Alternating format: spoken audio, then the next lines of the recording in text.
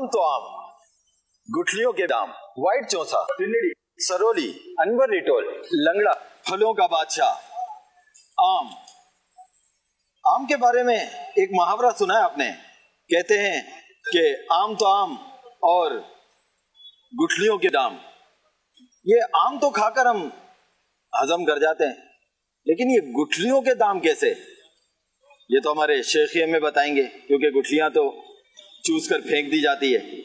तो इस मुहावरे का क्या मतलब है? कहते हैं कि जब तक बारिश ना हो आम नहीं खाना चाहिए। जब तक बारिश नहीं होगी तो आम खाएंगे तो दाने निकल आएंगे। अगर बारिश का इंतजार करें और आम का सीजन भी आ गया है और बारिश ना हुई तो आम तो दुनिया फानी से उस सीजन के लिए रुखसत हो जाएंगे। तो ऐसे में क्या करें? और दूसरा, आम को खाने से दाने निकलते हैं, तो इन दानों से बचने के लिए क्या करना चाहिए? यानी इसका कॉम्बिनेशन क्या हो? आम के साथ क्या खाएं कि इसकी गर्माइश की जो तासीर है वो कम हो जाए? इसके साथ यहाँ पर आकर मार्केट में ये भी सुना कि आम ले जाओ, बारिश हो गया तो आम महंगा हो जाएगा। ये बारिश होने से आम की कीमत का क्या ताल्लुक? रेट मुनासिब होने चाहिए, बारिश से पहले भी गरीब आदमी अफोर्ड कर सके, बारिश के बाद भी अफोर्ड कर सके। ये कॉम्बिनेशन कुछ समझ में नहीं आया शेख, इसके बारे में भी बताइएगा। और जो क्वेश्चन किए गए उनके बारे में भी प्लीज बताइएगा कि आखिर दुरुस्त क्या है।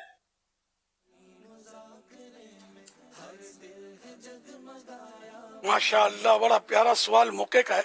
आम का सीजन तो है ना, फलों का बादशाह इस वक्त दंदनाता फिर रहा है।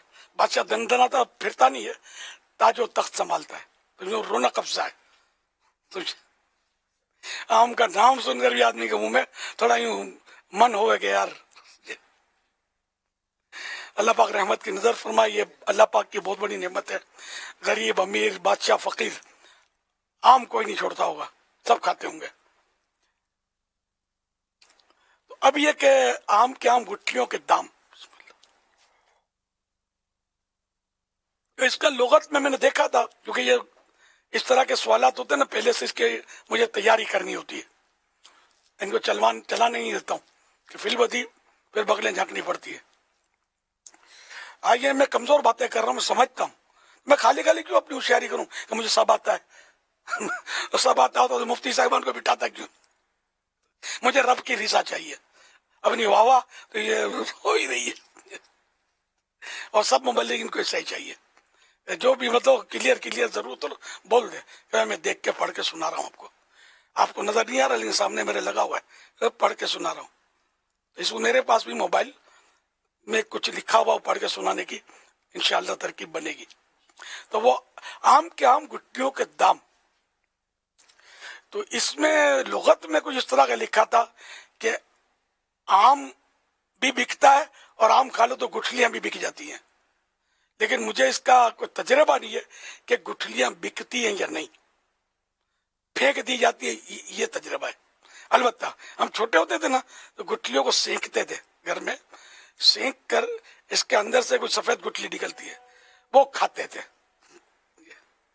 तो मैं इसके माना अपने तौर पर ये समझता था, लुगत में जो थे वो अर्ज किए मैंने, कि दोनों तरफ से नफा है इसमें, आम में भी और गुठलियों में भी। बच गई गुठलियां तो भी नकारा नहीं है, बिकती हैं, ये लिखा हुआ है, देखा हुआ नहीं है। तो मैं ये समझता था कि आम के आम गुठलियों के दाम, यानी ये बेचने वाले शायद ये बोलना चाहते हैं कि देखो बिल्कुल सस्ते बेच रहे हैं हम आपको, गुठलियों के दाम नहीं, कौड़ियों के दाम बोलते हैं, कौड़ियों के दाम यानी सस्ता, कि हम आपको आम सस्ते दे रहे हैं, गुठलियों के दाम दे रहे हैं। ये गुठलियों की कोई वैल्यू नहीं है, इस तरह इस आम की भी कोई कीमत नहीं है, खरीद लो बस।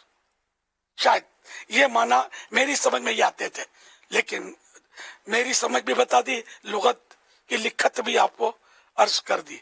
अब आप जिस पर भी डन करें, शरई मसला तो है नहीं है। तो अल्हम्दुलिल्लाह आम अल्लाह की नेमत है और इसकी कदर चाहिए, लेकिन हर चीज की एक लिमिट होती है।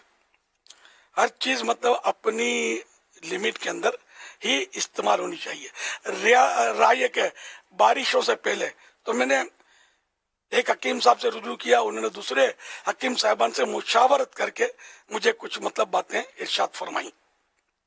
यही بھیج کر میں نے کلپ شہزاد بھائی کا. تو اب یہ کہ انہوں نے اس طرح رہنمائی فرمائی کہ بارشوں سے پہلے یا بعد آم کھانے کا کوئی تعلق، کوئی خاص تعلق تو سمجھ نہیں آتا، مگر یہ بات عوام میں مشہور ضرور ہے. ایک بات اس حوالے سے ضرور سمجھ آتی ہے کہ وہ افراد جن کا مزاج سفراوی یعنی گرم ہے، ان کے لیے بارش کے بعد آم مناسب مقدار میں کھانا یوں مفید رہتا ہے. بارشوں کے بعد گرمی میں کمی اور موسم میں نمی نے تراوٹ، موسم میں پانی کی مقدار بڑھ جاتی ہے. مگر دیگر مزاج، مثلا سرد مزاج یا تر یعنی بلغمی مزاج والے افراد مناسب مقدار میں بارش سے قبل یا بعد جب بھی کھائیں مفید ہوگا، انعام کھانا فائدہ دے گا. مزید حکیم صاحب نے جواب میں کہا ہے کہ ایک وجہ یہ بھی سمجھ آتی ہے، یعنی بارش کے تعلق سے ایک وجہ یہ بھی سمجھ میں آتی ہے کہ دیگر پھلوں کی نسبت آم کا پھل لوگ زیادہ تر زیادہ مقدار میں، وہ بھی کم و بیش مسلسل کھائے جا رہے ہوتے ہیں، اور پانی بھی کم پینے کی عادت ہوتی ہے، اور غذائیں بھی عام طور سے مرغن یعنی آئلی استعمال کی جاتی ہیں، اور موسم بھی گرم. تو یوں بھی بہت سے افراد، بڑے بچے گرمی دانوں سے متاثر ہوتے ہیں. یہ خارش اور آم، ہاں یہ گرمی دانوں کا اس میں تذکرہ ہے، خارش اور آم، ٹھیک ہے نا. تو یوں مطلب یہ کہ بڑے بچے گرمی دانوں سے متاثر ہو جاتے ہیں. ان کو ہم میمنی میں اڑائی بولتے ہیں، گجراتی میں اڑائی بولتے ہیں اس کو، اور اردو میں گرمی دانے بولتے ہیں. چھوٹی چھوٹی دانیاں، پھڑیاں باریک باریک لال لال ہو جاتا ہے، میں خارش آتی رہتی ہے، بڑھتی ہے. اچھا، مزید یہ بھی کہا جاتا ہے کہ ابتداء یعنی شروعات میں جو عام مارکیٹ میں آتے ہیں وہ کیمیکل سے پکائے جاتے ہیں، جو کاربیٹ غالباً بولتے ہیں. یہ آم میں کاربیٹ ایک کیمیکل ڈالا جاتا ہے، آم میں، کیلوں میں، کیلے میں بھی ڈالتے ہیں، غالباً دیگر پھلوں میں بھی اس کو جلدی پکانے کے لیے ڈالتے ہیں. تو یہ ایک پھل، سبزیاں وغیرہ پکانے کا ان نیچرل طریقہ ہے، کاربیٹ یہ ڈالتے ہیں. تو اس طرح یہ کہ ظاہر ہے کہ کوئی بھی نیچرل کام ہوگا اس کے تو سائیڈ ایفیکٹ ہونا سمجھ میں آتا ہے. تو جب تک بارش کا موسم آتا ہے تب تک درختوں پر لگے آم بھی پک جاتے ہیں، جو کہ صحت کے لیے مفید ہوتے ہیں اور کیمیکل والے نامناسب ہیں. تو جو کاربیٹ والے آم کھانے کے بجائے کچھ لیٹ آم خریدے جائیں کہ جو کیمیکل سے نہ پکائے گئے ہوں. اب یہ بھی مشکل ہے، یہ کیمیکل والے عام طور پر کاربیٹ ہوتا ہے، شاید سیزن کے آخر میں بھی شاید لینا تو یہ کچی کیریاں بھرتے ہیں کہ چند روز تک وہ پھر پکتی ہیں. تو پہلے کاربیٹ کا تو ہم نے نہیں سنا تھا، ہمارے گھروں میں اس طرح کرتے تھے. ہم نے جو اپنے لڑکپن میں اپنے گھر کی جو خواتین جو سمجھدار ہوتی تھی وہ یہ کرتی تھی کہ آم کو جیسے کسی وہ گونیے پر، وہ بوریوں پر ڈال دیتی، پھر اس میں وہ رکھ دیتی پیاز، کچی پیازیں ڈال دیتی اس پر، پھر اس کو ڈھک دیتی تھی. اس طرح آم پک جاتے تھے. تو یہ کیمیکل نہیں ہے، کچی پیاز جو ڈالی یہ کیمیکل نہیں ہے. تو اس طرح، اور بعض اوقات خود رکھے بھی آم پک جاتے ہیں، پیٹی میں بند ہوتے ہیں نا، یہ پک جاتے ہیں، لیکن اگر تھوڑا سا بھی اس میں داغ ہوتا ہے نا یہ سڑ بھی جاتے ہیں. تو کاربیٹ بھی اس کو سڑنے سے محفوظ غالباً نہیں رکھتا، سڑنے کی اجازت دے دیتا ہے آم کو. تو یہ سب مکس ہی چل رہا ہوتا ہے.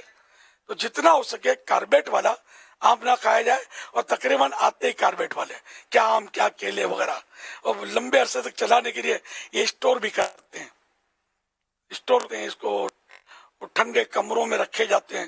یہ بھاڑے سے کمرے بھی ملتے ہیں اس کے، یہ کولڈ اسٹوریج جس کو بولتے ہیں، اس میں بھی رکھے ہوتے ہیں.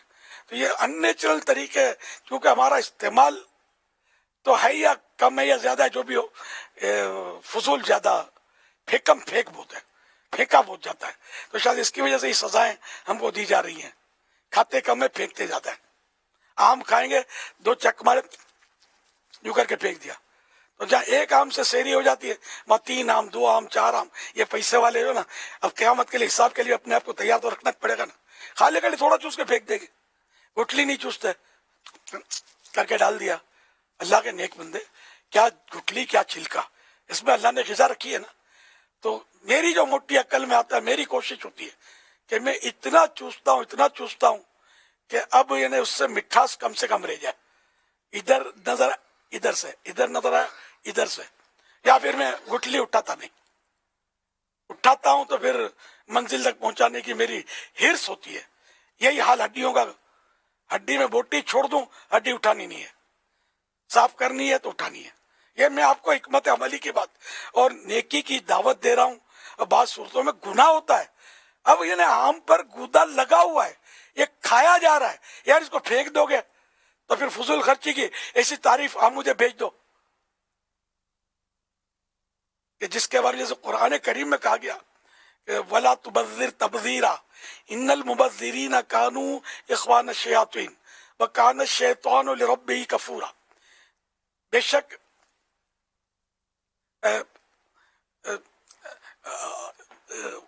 بے شک فضول اڑانے والے وہ آگے اس کے وَلَا تُبَذِّرْ تَبْذِيرًا إِنَّ الْمُبَذِّرِينَ كَانُوا إِخْوَانَ الشَّيَاطِينِ وَكَانَ الشَّيْطَانُ لِرَبِّهِ كَفُورًا.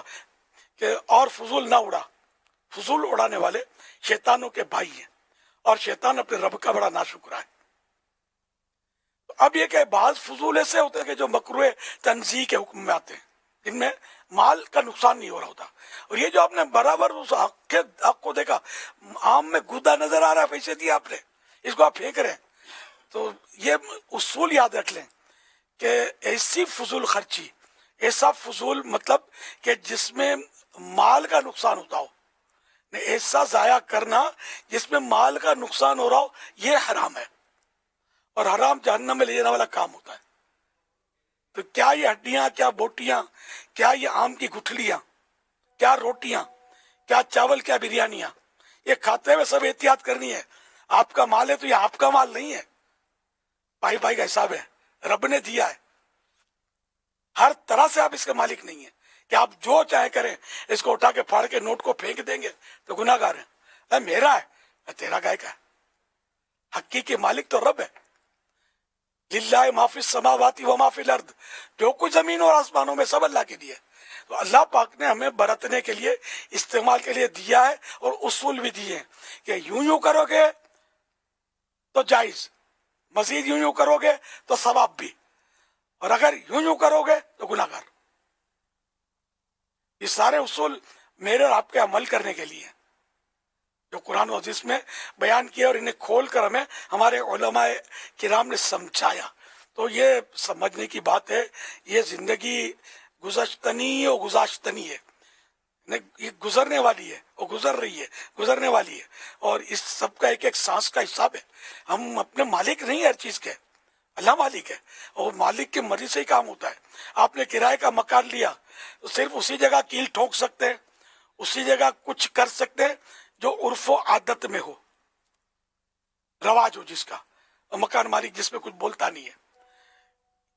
یا وہ کر سکتے ہیں جو اصل مکان مالک سے کچھ ایکسٹرا کرنا ہے تو اجازت لینی پڑے گی کہ تھوڑا گڑھا کھودنا ہے یا کھدائی کر کے اس میں تھوڑا ایکسٹینشن کرنا ہے، تو بغیر اجازت کے کریں گے تو گناہ گار ہوں گے. جبکہ اس کو عرف سے ہٹ کر، معمول سے ہٹ کر کیا. مکان مالک نے نہیں دیکھا لیکن مکان مالک کا مالک دیکھ رہا ہے، اس سے ڈرنا ہے. تو یوں مطلب ہے کہ کرائے کا مکان ہے، ہمارے مکان میں مکان مالک بغیر اجازت کے ہمارے مکان میں آ نہیں سکتا، جو ہم کو کرائے پر دے چکا. سمجھانے کے لیے بتا رہا ہوں، وہ نہیں آ سکتا، یہ شرعی مسئلہ ہے. لیکن اس کے مکان میں ہم اس کی مرضی کے بغیر ایسا تصرف، ایسا اختیار استعمال نہیں کر سکتے جو معمول روٹین سے ہٹ کر ہو. تو اس بنے گا. اللہ تو اس پر تو کچھ لازم ہی نہیں ہے. نہ وہ کسی کی اطاعت کرے گا، نہ وہ کسی کا محتاج ہے. میں نے دنیاوی مثال آپ کو صرف سمجھانے کے لیے دی ہے. تو جو بھی مال ملا، جو بھی اختیار ملا، جو طاقت ملی، صحت ملی، پھل ملے، اناج ملا، یہ سب کے سب دانہ دانہ اور قطرہ قطرہ اللہ اور اس کے پیارے حبیب صلی اللہ علیہ وسلم کی مرضی کے مطابق استعمال کرنے کے لیے ہم پابند ہیں، ہم باؤنڈ ہیں. اپنی گھر کی نہیں چلا سکیں گے جو شریعت سے ٹکراتی ہو. That's all. صلو علی الحبیب صلی اللہ علیہ محمد. اگر یہ میری مختصر سی باتیں، یہ سمجھو کہ 100 کتابوں کا نچوڑ اس کو آپ کو سمجھنا چاہیے. یہ آپ کو بہت کام دیں گی. ان اصولوں کو یاد کرتے اپنے ذہن میں میری عمر آپ کے سامنے ہے. یہ مطالعے کر کے علماء کی جوتیاں سیدھی کر کر کے اب میں آپ کو یہ کم الفاظ میں الحمدللہ یہ اصول بتانے کی کوششیں کر رہا ہوں. تو اس کو نظر انداز نہ کیا کریں، اپنی ڈائری میں نوٹ کر لیں، اپنے اس کو ٹیپ کر لیں. میں چلا جاؤں گا انشاءاللہ آپ کو یہ اصول کام آئیں گے انشاءاللہ. یہ عوام خواص سب کے لیے انشاءاللہ مفید ہوں گے. کہ ظاہر عالم بھی ہوتا ہے، آہستہ آہستہ اس کو تجربہ ہوتا ہے. ایک دم سے سارا علم اور آخری سانس تک سارا علم اس کو آ جائے، یہ پوسیبل نہیں ہے. حل میم مزید کا بورڈ ہر وقت لگا رہتا ہے، اور چاہیے اور چاہیے اور چاہیے. تو علم کے اندر، علم دین کے اندر، فتویٰ نویسی کے اندر، فقہ کے اندر، دیگر اصولوں کے اندر سب میں ڈیپتھ ہوتا ہے، گہرائیاں ہوتی ہے. جس کو اللہ علم و عقل سے نوازتا ہے وہ اس کی گہرائی میں زیادہ سے زیادہ پہنچتا ہے جتنا رب چاہتا ہے، جہاں تک رب چاہتا ہے. ورنہ بظاہر مسائل اس کو قیاس سے حل کرنا سمجھ میں آتا ہوتا ہے، لیکن بڑے سے بڑا مفتی اس کی گہرائی تک نہیں پہنچ پاتا. رب چاہتا ہے تو ہی پہنچتا ہے. کہ ہم سب اللہ پاک کے بندے ہیں اور اس کے عاجز بندے ہیں. اپنی کچھ بھی نہیں چلتی، سب چاہیں کچھ نہیں ہوتا، وہی ہوتا ہے جو رب چاہے. صلو علی الحبیب صلی اللہ علیہ محمد. اب گرمی دانوں کا میرا جواب تو بڑا طول پکڑ گیا، لیکن باتیں کام کی آپ کے انشاءاللہ الکریم. نہیں تو میرے کام کی تو ہیں، مجھے ثواب تو ملے گا، اچھی نیتیں کر چکا ہوں. اچھا، اب گرمی دانوں میں کیا کیا فائدہ کرتا ہے؟ گرمی دانے کے مریض اس وقت شاید مجھے سینکڑوں ہزاروں سن رہے ہوں تو تعجب نہیں ہے. تو گرمی دانوں سے حفاظت کے لیے آم کھانے کے ساتھ ساتھ اگر ان چیزوں کا استعمال کیا جائے تو انشاءاللہ مفید رہے گا.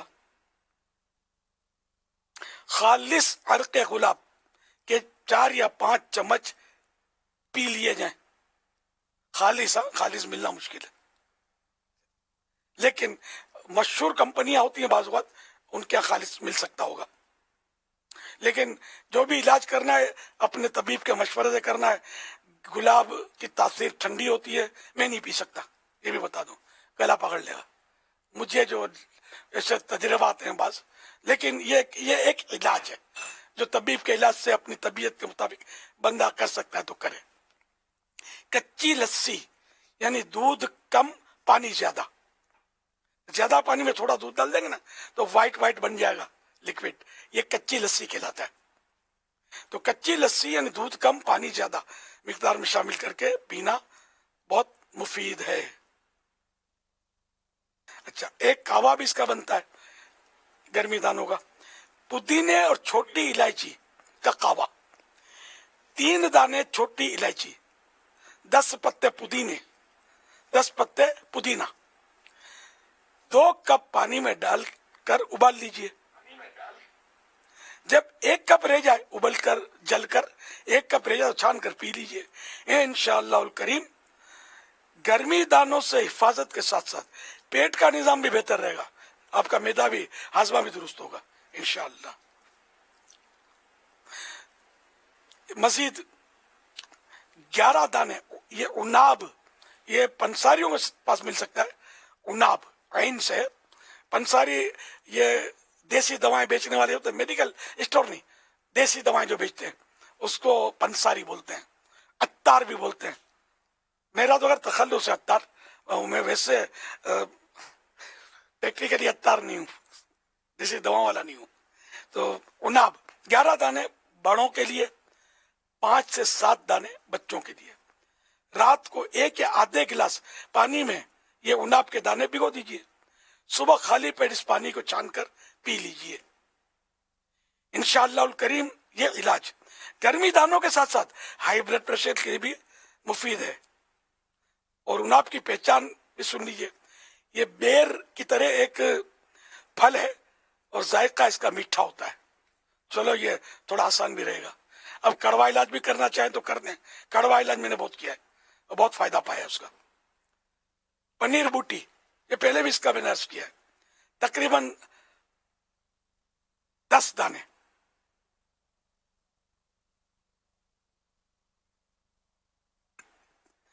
रात को 1 या आधे गिलास पानी में भिगो दीजिए, सुबह छानकर इसका पानी पी लीजिए।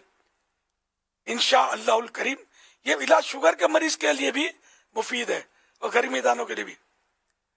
आप जिसको दाने या खारिशें निकलती है ना, आप इसको लंबा टाइम पिए, मैंने पिया है, अल्हम्दुलिल्लाह नफा उठाया। आप इसको पिए, पीते रहे, मगर कोई दवा भी वो कंटिन्यू नहीं करनी चाहिए।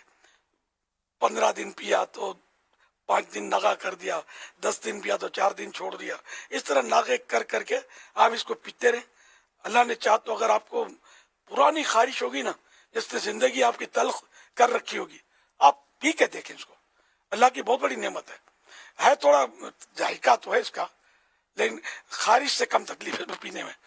1 मिनट 2 मिनट लगेगा, आप पी लें तो इंशाल्लाह आपको फायदा ना हो तो पैसे वापस। ये मैं मुबालगा करता हूँ तरगीब दिलाने के लिए, आपके फायदे के लिए, आपके नफे की मुझे से। आप ये खारिशें करते होगे तो मदनी काफिलों में सफर कैसे करोगे, दिल लगा के नमाजें कैसे पढ़ोगे? तो यूँ मेरा तो नफा तो है ना, मस्जिदें तो मुझे भरनी है ना, अच्छा आपको भी भरनी है तो हम मिलजुल के भरते हैं। तो खारिश का इलाज करें, गर्मी दानों का इलाज करें इंशाअल्लाह। इस तरह करेला भी बहुत बहुत प्यारी चीज है।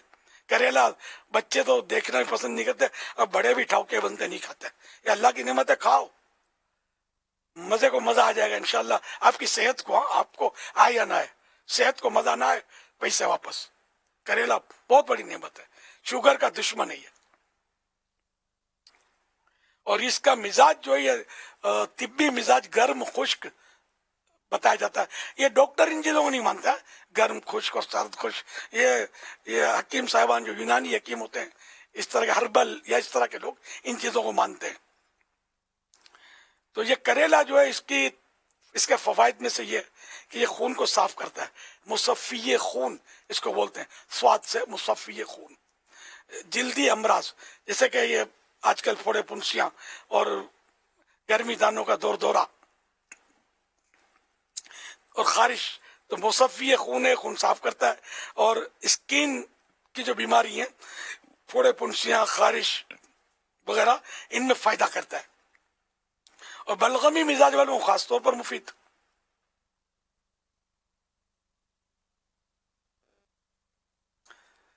शुगर, मलेरिया, पेट के कीड़ों, हैजे के मरज, हैजा वो जो अगर मैं पढ़ने में भूल नहीं होती तो हैजे के मरज, फिटी लीवर तो तकरीबन को होता है, खा के बैठ जाते हैं जो, पैदल नहीं चलते, पानी कम पीते हैं, अपना फिटी लीवर मशवरा है, चेक करवा लें। जिगर पर चर्बी चढ़ती है, ये चर्बी घसीट कर कब्र की तरफ बढ़ती रहेगी। फैटी लीवर यानी लीवर की, कलेजी की चर्बी। ये मैं एहतियातन 99 को नहीं बोलता, यानी 99 ना सही, लेकिन एक तादाद है जिनको होती है। मेरा भी बैठने का काम है, मुझे भी होती रही है, लेकिन अल्हम्दुलिल्लाह करेले का जूस बहुत पिया मैंने। और बहरहाल अब मेरे जो रिपोर्ट करवाता हूँ, अब अल्हम्दुलिल्लाह मैंने नोट किया है फैटी लीवर रिपोर्ट में आता नहीं है। अल्हम्दुलिल्लाह चलना है, पानी मैं अल्हम्दुलिल्लाह अच्छी मिकदार में पीने की कोशिश करता हूँ।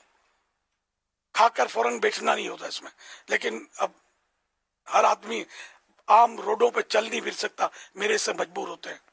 तो आप लोगों को तो क्या मजबूरी है, रोज का 1.25 घंटा चलें आप, इंशाअल्लाह बहुत सारी बीमारियां भाग जाएंगी। मेरी मस्जिद भरो तहरीक में फिर आपका वॉलंटियरली जो काम है ना, मुझे मुफीद होगा। मुझे मस्जिदें भरनी है, आपको भी तो भरनी है ना, हम सबको भरनी है। تو مسجد بھریں گے، مدنی قافلوں میں سفر کریں گے، دعوت اسلامی کے مخصوص دینی کاموں کی دھوم دھام مچائیں گے، تو تندرست ہوں گے تو کریں گے نا. ہنکارے بھرتے رہیں گے وڈوں کی طرح تو کہاں سے کریں گے؟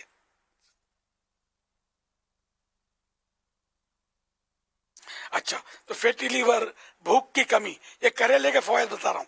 کریلے کے اس طرح جوس کے بھی فوائد ہیں. تو یہ جوس پیتے ہیں، میں تو جوس کریلا کھاتا بھی ہوں، سالن بھی کھاتا ہوں اور شوق سے کھاتا ہوں الحمدللہ. تو الحمدللہ تو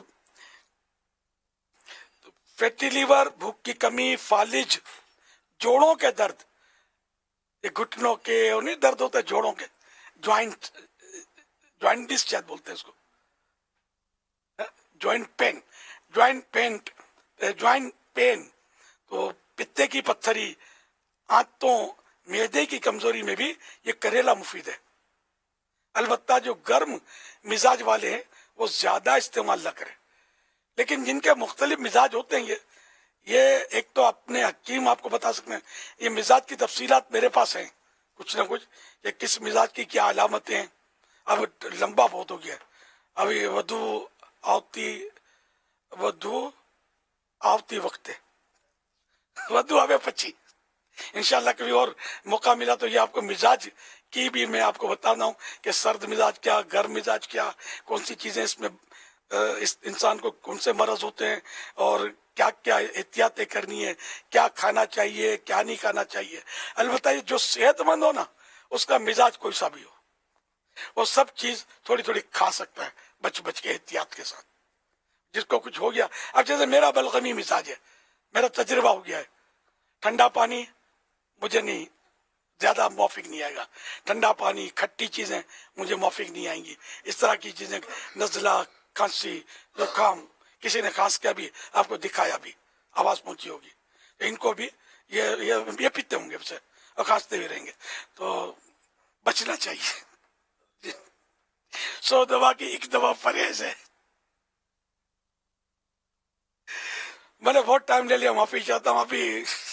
ابھی یہ ٹاپک لمبا ہے تھوڑا، وہ ہمارے شہزاد گھانچی نے مجھے کام پہ لگا دیا ہے. اب انشاءاللہ وضو ہوے پچی انشاءاللہ بعد میں انشاءاللہ. صلو علی الحبیب صلی اللہ علیہ محمد.